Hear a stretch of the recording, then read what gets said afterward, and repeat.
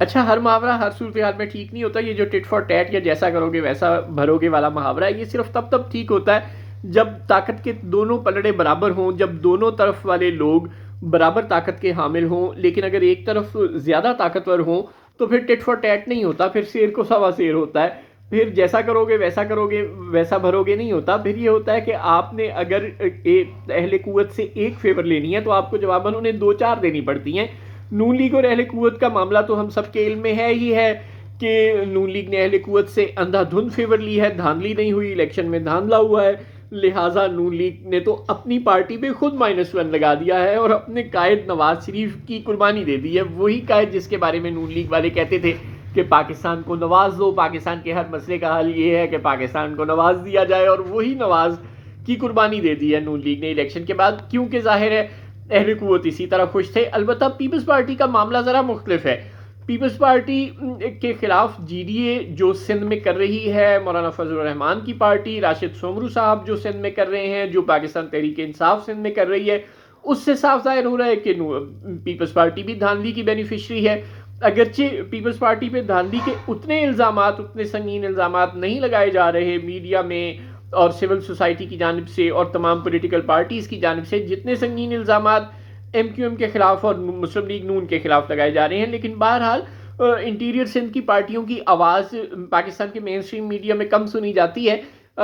لیکن اس کا مطلب یہ نہیں ہے کہ پیپلز پارٹی دھاندلی کے الزامات سے مبرہ ہے. اس پر بھی دھاندلی کے الزامات بلکہ دھاندلی کے الزامات لگ رہے ہیں. جی ڈی اے یاد رکھیں کہ ایک جماعت نہیں ہے، کئی جماعتوں کا گروہ ہے. جی ڈی اے میں شامل تمام جماعتیں، تمام چھوٹی جماعتیں، ان کے قائدین اور پاکستان تحریک انصاف جو انٹیریئر سندھ میں جہاں جہاں پیپلز پارٹی کے خلاف مد مقابل تھی، اور راشد سومرو صاحب یعنی جے یو آئی کے جو سربراہ ہیں سندھ سے، وہ بھی بہت سراپا احتجاج ہیں. ان سب لوگوں کا متفقہ طور پر ماننا ہے کہ پیپلز پارٹی نے انٹیریئر سندھ میں اندھا دھند جو دھاندلی کی ہے. لیکن اب اس دھاندلی کا بینیفٹ اگر پیپلز پارٹی نے لینا ہے تو ظاہر ہے اسے بھی قربانیاں دینی پڑیں گی، جیسے نون لیگ قربانیاں دے رہی ہے. اور ایک قربانی تو ہمیں سرفراز بگٹی صاحب کی صورت میں نظر آ گئی ہے. اب دوسری قربانی کیا انوار الحق کاکڑ صاحب کی صورت میں ہمیں نظر آئے گی بطور چیئرمین سینٹ، اور وہ بھی پیپلز پارٹی کے امیدوار کے طور پر. یہ بلاول بھٹو صاحب کے لیے ڈوب مرنے کا معافی چاہتے ہیں، لیکن مقام بہرحال ضرور ہوگا. بلاول بھٹو صاحب کافی مشکل صورتحال میں پھنس گئے ہیں. اب جو سرفراز بگٹی صاحب نے کیا ہے وزیر اعلیٰ بنتے ہی، جس طرح اچکزئی صاحب کے گھر پر دھاوا بوڑا گیا ہے، پیپلز پارٹی کو ہائی مورل گراؤنڈ کی لینے کی عادت ہے. پیپلز پارٹی اپنے آپ کو جمہوری قدروں کی پاسدار کہتی ہے. نون لیگ جب کسی کے خلاف فاشسٹ اقدامات کرتی ہے تو نہ تو سول سوسائٹی اور میڈیا کو کوئی زیادہ توقعات ہوتی ہیں نون لیگ سے، نہ ہی نون لیگ نے اپنا کوئی ایسا ڈیموکریٹک پرسونا بنایا ہوا ہے. نون لیگ کے متعلق سب کو پتا ہے کہ وہ ضیاء الحق کی پیداوار ہے، اور یہ بھی سب کو پتا ہے کہ جب وہ طاقت میں ہوتے ہیں تو وہ گریبان پکڑ لیتے ہیں، اور جب وہ طاقت میں نہیں ہوتے تو وہ پاؤں پکڑ جاتے ہیں. لہٰذا ان کے متعلق تو کوئی بڑی بات نہیں ہوتی. جب جس طرح رانا ثناء اللہ صاحب، پرویز رشید صاحب اور بہت سے نون لیگی رہنماؤں نے پاکستان تحریک انصاف کے زمانے میں، جنرل پرویز مشرف کے زمانے میں مظالم کا سامنا کیا، بین ہی جب نون لیگ طاقت میں آتی ہے تو وہ مظالم کرنے سے بھی گریز نہیں کرتی. جمائمہ خان کے خلاف ٹائلیں چوری کرنے کا مقدمہ ہو، یا جب بی بی شہید کے خلاف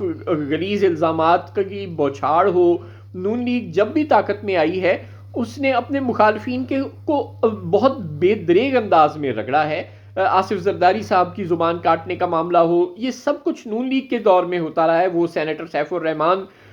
جو احتساب کے نام پر پیپلز پارٹی کے اکابرین کے خلاف مظالم کی تاریخ رقم کرتا رہا ہے، وہ سب نون لیگ کے دور میں ہی ہوتا رہا ہے. تو نون لیگ کے پاس تو ویسے ہائی مورل گراؤنڈز نہیں ہیں، لیکن بلاول بھٹو صاحب کو ہائی مورل گراؤنڈ لینے کی بہت عادت ہے. وہ ہر بات پر لوگوں کو یاد دلاتے ہیں کہ میں شہداء کا وارث ہوں، میں ذوالفقار علی بھٹو کا نواسا ہوں، میں بی بی شہید کا بیٹا ہوں، میں بڑا عظیم آدمی ہوں، میں کسی کو غدار نہیں کہتا، میں کسی پر کفر کے فتوے نہیں لگاتا، میں ڈیموکریٹک ہوں، میری پرورش اینٹی اسٹیٹ یا اینٹی ڈیموکریسی لوگوں کی گود میں نہیں ہوئی، میرے سیاسی نظریات بڑے عظیم ہیں. تو جب وہ اپنی عظمت کے ڈونگرے تو ہمارے سروں پر بلاول بھٹو صاحب برساتے رہتے ہیں، یہ تو ہمیں بتاتے رہتے ہیں کہ وہ بہت عظیم ہیں، بہت ڈیموکریٹک ہیں. لیکن یہ سرفراز بگٹی اور انوار الحق کاکڑ جیسے لوگوں کو جب پیپلز پارٹی بڑے عہدوں پر بٹھائے گی تو پھر اس کا میوزک بھی آپ کو فیس کرنا پڑے گا، آپ کو پھر شدید قسم کی تنقید بھی برداشت کرنی پڑے گی، اور جو آپ کی ایک جو سو کالڈ ساکھ یا عزت بنی ہوئی ہے سوسائٹی میں، اس کی عمارت بھی زمیں بوس ہو جائے گی۔ سرفراز بگٹی صاحب نے جس وحشیانہ انداز میں محمود خان اچکزئی صاحب کے گھر پر حملہ کیا ہے، ایک دن پہلے بلاول بھٹو صاحب انہی سرفراز بگٹی کو اپنے پہلو میں بٹھا کر کہہ رہے ہیں کہ جناب محمود اچکزئی صاحب میرے بزرگ ہیں اور وہ بڑے قابل احترام سیاستدان ہیں، لیکن وہ قوم پرست نہ کہیں خود کو، اگر وہ پی ٹی آئی کے امیدوار کے طور پر اب صدارتی الیکشن لڑ رہے ہیں، یعنی بڑے ادب اور احترام سے بلاول بھٹو صاحب اچکزئی صاحب کا نام لے رہے ہیں۔ اور اگلے دن سرفراز بگٹی صاحب نے 24 گھنٹے بھی نہیں گزرنے دیے اپنے قائد اپنے والوں کی اس بات کو، اور ان کے گھر پر دھاوا بول دیا۔ اور یہ تو ابھی آغاز ہے۔ مسنگ پرسن کے معاملے پہ سرفراز بگٹی صاحب جو وحشیانہ قسم کی رائے رکھتے ہیں، جس بلاول بھٹو صاحب کہہ رہے ہیں کہ مسنگ پرسن کا مسئلہ ایک سنجیدہ مسئلہ ہے، ہم اسے تسلیم کرتے ہیں، ہم پارلیمانی کمیٹی بنائیں گے، اور سرفراز بگٹی صاحب بار بار پوری قوم کو یہ بھاشن دیتے رہے ہیں بطور وزیر داخلہ بھی، اور بطور صوبائی وزیر داخلہ بھی، اور بطور وفاقی وزیر داخلہ بھی، کہ جناب مسنگ پرسن کا تو کوئی مسئلہ ہی نہیں ہے، یہ تو بکواس ہے، یہ تو دہشت گرد ہے، اور یہ افغانستان چلے جاتے ہیں، اور یہ پاکستان میں خود کش بمباری کرتے ہیں، اور یہ صرف ایک ڈھونگ ہے، یہ انڈین ایجنٹ ہیں وغیرہ وغیرہ۔ یعنی ان کے نزدیک تو وہ 33,000 بلوچ جو غائب ہیں وہ اصل میں سارے کے سارے انڈین ایجنٹ ہیں۔ یعنی بلوچستان کی آبادی 1 کروڑ ہے، اور اس میں سے 30-40 لاکھ ہزار لوگوں کو تو سرفراز بگٹی صاحب دہشت گرد اور انڈین ایجنٹ قرار دے رہے ہیں۔ تو وہ تو بہت وحشیانہ قسم کی رائے رکھتے ہیں مسنگ پرسن کے متعلق۔ اسٹیبلشمنٹ سے بھی بڑھ کر، اسٹیبلشمنٹ بھی ہمیں یاد رکھنا چاہیے کہ پاکستان کی بے شمار عدالتوں میں اپنے اس گناہ کو تسلیم کر چکی ہے، وہ یہ مانتی ہے کہ مسنگ پرسن کا مسئلہ ہے، اسلام آباد ہائی کورٹ ہو یا بلوچستان ہائی کورٹ ہو یا سپریم کورٹ ہو، اور جو سو کالڈ قسم کے غلیظ قسم کے لوگ جو ہیں، چیئرمین نیب جیسے،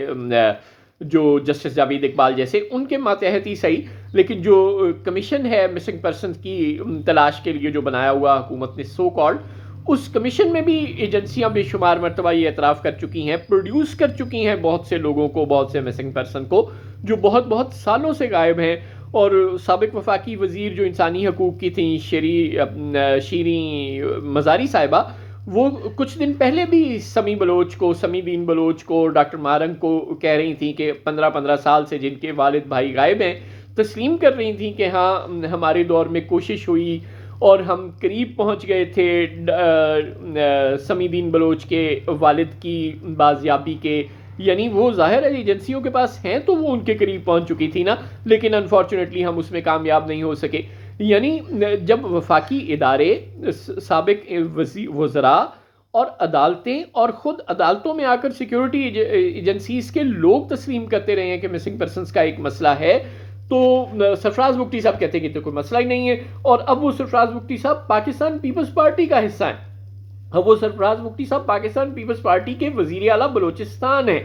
تو اب آپ خود سوچ لیں بلاول بھٹو صاحب کہ وہ لاڑکانہ کو رپورٹ کریں گے کہ وہ راولپنڈی کو رپورٹ کریں گے، جب انہیں شامل پیپلز پارٹی میں راولپنڈی نے کروایا ہے،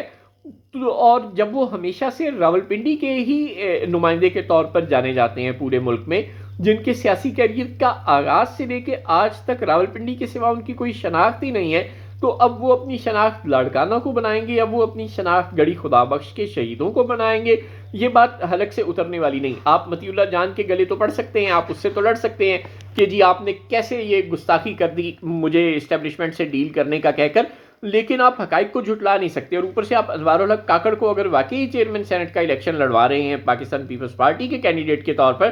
تو پھر آپ کو اپنے